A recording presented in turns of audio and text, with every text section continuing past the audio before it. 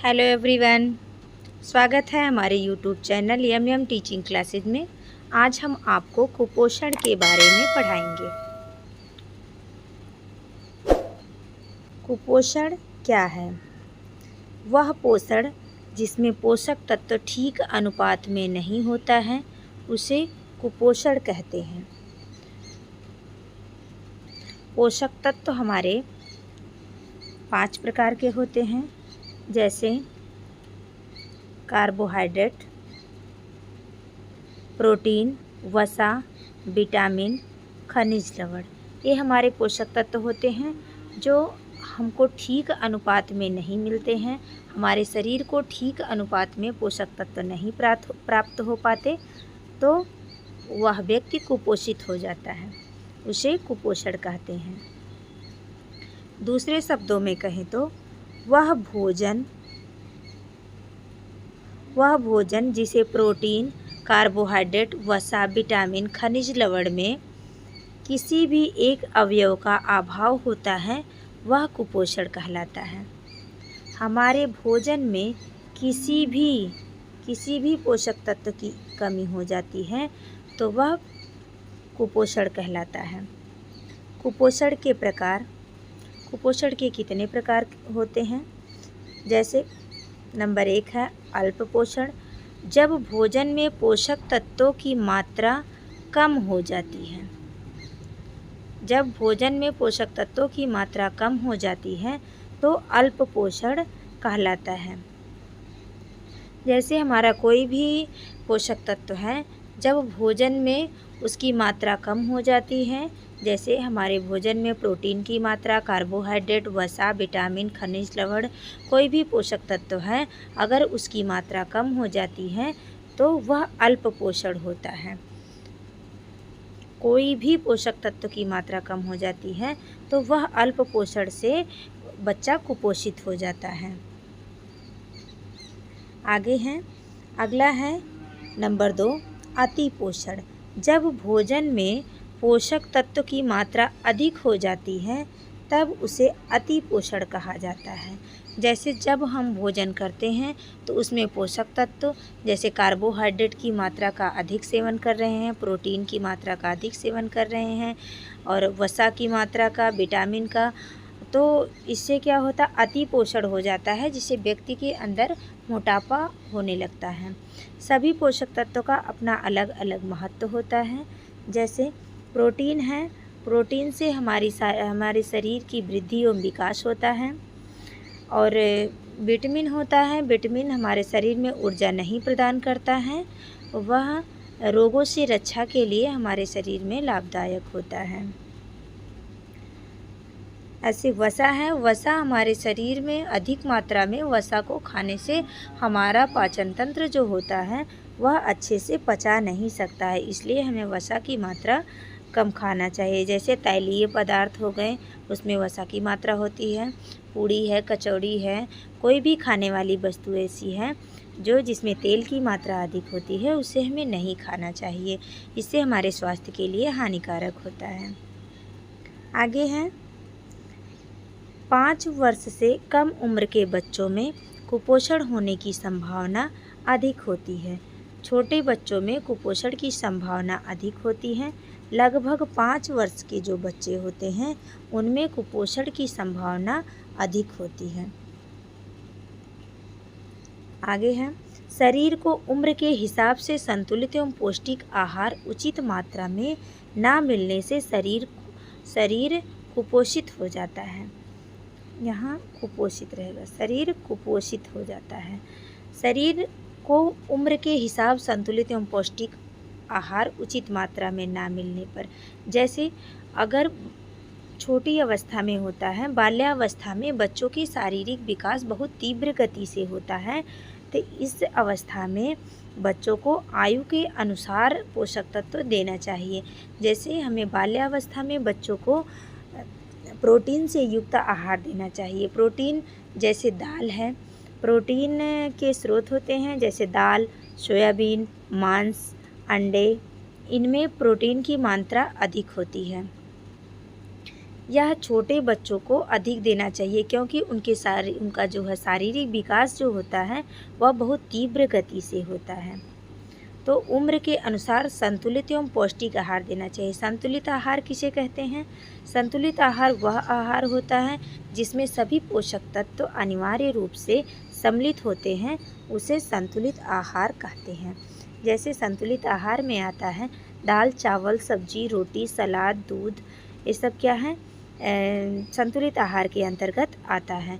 पौष्टिक आहार जिसमें सभी पोषक तत्वों की मात्रा उपलब्ध हो वह हमारा पौष्टिक आहार होता है। आगे है बच्चों में कुपोषण के कारण। बच्चों में कौन कौन से ऐसे कारण हैं जिससे बच्चा कुपोषित हो जाता है? जैसे जन्म के तुरंत बाद माँ का पहला पीला गाढ़ा दूध ना उपलब्ध होना। जन्म के तुरंत बाद ही जो माँ का पीला गाढ़ा दूध निकलता है उसे कोलेस्ट्रम कहते हैं। उसे कोलेस्ट्रम कहते हैं, जो शिशु के लिए बहुत लाभदायक होता है। कुछ महिलाएं ऐसी होती हैं जो उस पीला गाढ़ा दूध को नहीं पिलाती हैं और दूसरा दूध गाय या भैंस के दूध को पिलाती हैं, जिससे बच्चों का स्वास्थ्य ठीक नहीं होता है। इसलिए जन्म के तुरंत बाद माँ का पहला पीला गाढ़ा दूध उपलब्ध कराना चाहिए। जन्म से लेकर 6 माह तक स्तनपान ना मिलना। जन्म से लेकर 6 माह तक अगर शिशु को स्तनपान नहीं करवाया जाता है तो उस शिशु का स्वास्थ्य ठीक नहीं रहता है, बार बार वह बीमार होने की संभावना होती है। वर्तमान में प्रचलित जंक फूड, जैसे junk food burger, chow mein, pizza, Kurkure, chips, ये सब क्या हैं? जंक फूड के अंतर्गत आते हैं।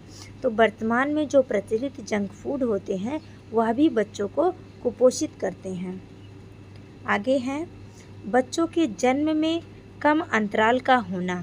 जैसे कोई भी बच्चा पैदा होता है उसके 1 साल बाद दूसरा बच्चा पैदा हो जाए, यह बच्चों के जन्म में कम अंतराल होना होता है, जिसमें माँ का स्वास्थ्य ठीक से नहीं हो पाता और बच्चा कुपोषित पैदा हो जाता है। इसलिए बच्चों के जन्म में ज़्यादा अंतराल होना चाहिए। आगे है शिक्षा एवं जागरूकता का अभाव। शिक्षा, जो व्यक्ति शिक्षित होता है उसे हर एक चीज़ के बारे में जानकारी होती है। शिशु का पालन पोषण कैसे करना चाहिए, उसको कौन सा पोषक तत्व देना चाहिए, किस आहार का सेवन करवाना चाहिए, इस चीज़ की जागरूकता का अभाव होता है जो व्यक्ति शिक्षित होता है। अगर इसीलिए शिक्षा एवं जागरूकता का अभाव, जो व्यक्ति पढ़े लिखे नहीं होते हैं, जागरूक नहीं होते हैं, उन्हें इन सब चीज़ों का ज्ञान नहीं होता है। आगे है महिला में कुपोषण के कारण। महिला में कुपोषण के क्या क्या कारण होते हैं? नंबर 1 है किशोरियों को अपर्याप्त पोषण एवं देखभाल। किशोरियाँ जो होती हैं उनका अपर्याप्त पोषण एवं देखभाल नहीं हो पाता है, जिससे वह कुपोषित हो जाती हैं और कम उम्र में ही गर्भ धारण कर लेती हैं, जिससे बच्चा कुपोषित पैदा होता है। नंबर 2 है 20 वर्ष से पहले गर्भ धारण करना। गर्भ धारण करने के लिए कम से कम किशोरियों की आयु 20 वर्ष से अधिक होनी चाहिए। 23 है, 24 है। अक्सर महिलाओं को कम से कम 25 से 30 वर्ष के बीच में गर्भ धारण करना चाहिए। इस अवस्था में स्वस्थ बच्चे का जन्म होता है। नंबर 3 है प्रसव के बाद देख रेख ना करना। अगर प्रसव के बाद महिलाओं का देखभाल नहीं हो पाता है, इसके कारण भी वह कुपोषित हो जाती हैं और जो है बच्चा भी उनका कुपोषित पैदा होता है। अगला नंबर है बार बार कम अंतराल में गर्भ धारण करना। बच्चों के जन्म का अंतराल कम होता है और बार बार वह गर्भ धारण कर लेती हैं, जिससे उनका स्वास्थ्य खराब हो जाता है और बच्चा कुपोषित हो जाता है और गर्भपात होने की संभावना भी होती है।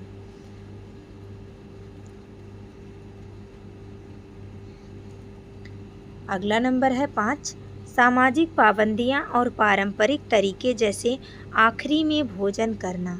जैसे समाज में यह होता है कि घर के पुरुष कहीं कामकाज करते हैं तो वह रात को देर से आते हैं, तो पहले पुरुष खाना खाते हैं, उसके बाद महिलाओं का खाना अनिवार्य होता है। इसलिए आखिरी में भोजन करना होता है महिलाओं का। भोजन कम, कभी कभी ऐसा होता है कि भोजन कम बचता है तो महिलाएं जो है उतना ही भोजन ग्रहण कर लेती हैं, क्योंकि उनको बनाना ना पड़े। आगे हैं कुपोषण से होने वाली बीमारियां। कुपोषण से कौन कौन सी बीमारियां होती हैं? जैसे क्वाशियोरकर होता है, मैरस्मस होता है। क्वाशियोरकर क्या होता है?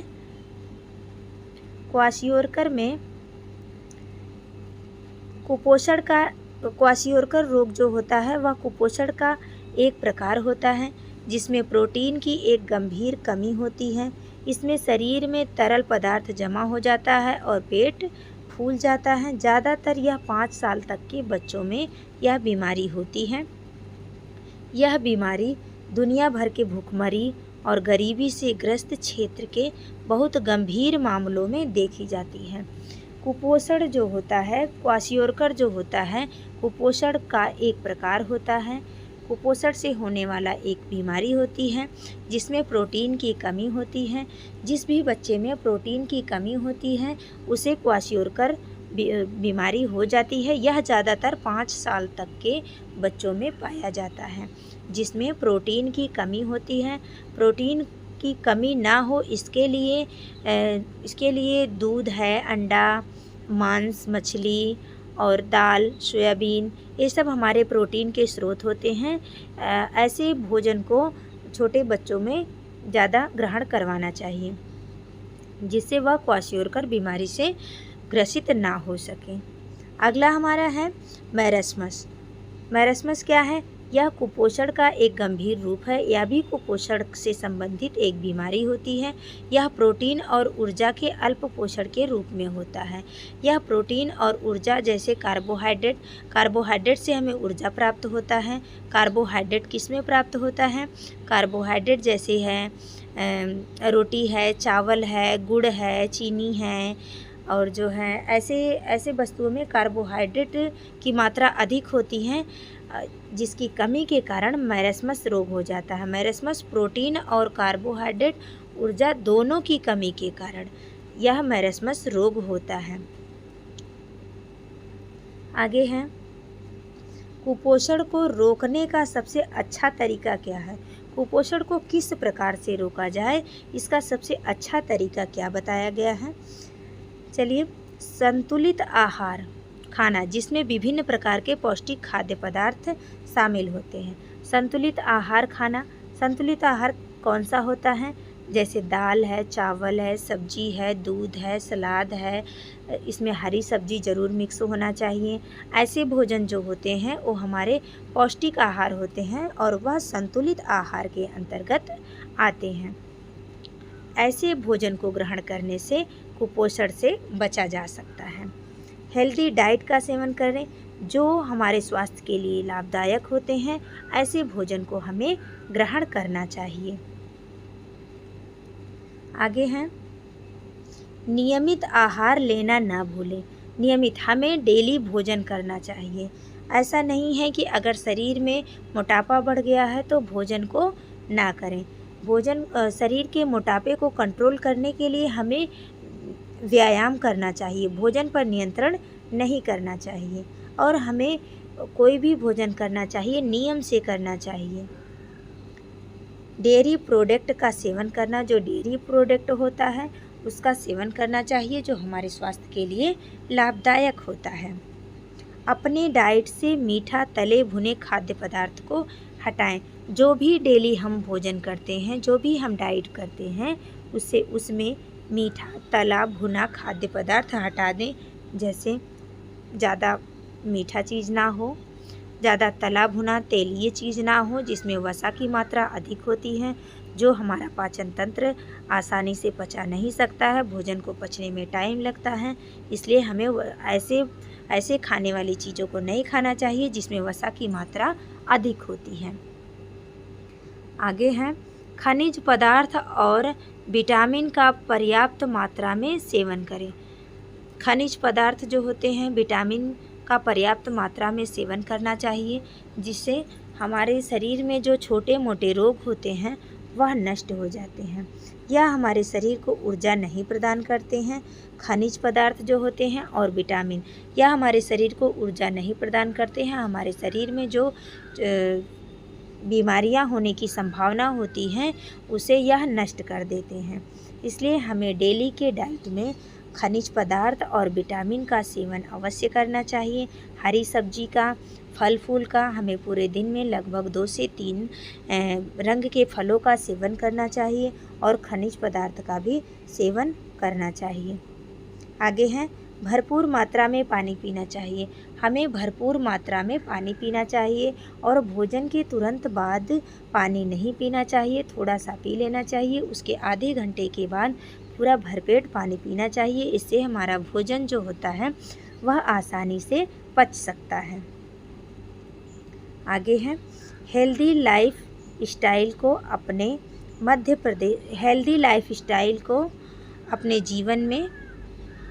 अपने जीवन में लाएं। हेल्दी लाइफ स्टाइल मतलब जो स्वास्थ्य के लिए लाभदायक होते हैं उसके ऐसे अपने जीवन में ऐसे ही भोजन को ग्रहण करें जिससे हमारा स्वास्थ्य ठीक हो।